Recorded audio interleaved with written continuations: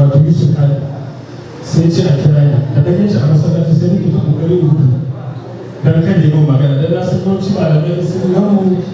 suna mana irin shaɗin da ku kaza so da na so ne mutum haka ne sai wani balani mai sake tsaye ne ce ga wani cikin yana kira so na gani ya gama da da sai da tabbata ina zuwa da sallama assalamu alaikum irin na abu da sai ce a wannan tun da kuka yi fatuwa ya buga fatuwa kuma ku dinga fitar gaba ɗaya da kuna hada su sai dai mamaki yadda ya magana to da dai mamaki sai ta an ga fita mara an yi da ina tunanin ko duk kuna zagin duk kuna cewa kaza shi sa ba da ga kwada ba so ga gudu sai ce bari mu baka wata kissa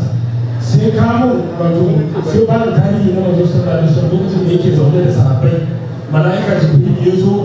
ya canza ya yi shiga ta wani bala'i ya zo yana masa tambayoyi akan addini sahabbai suna ji yana ba su ansa so sai ba da misalin wannan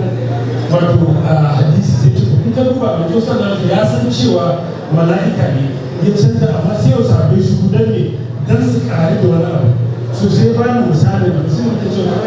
wannan misali ya yi daidai da cikin koko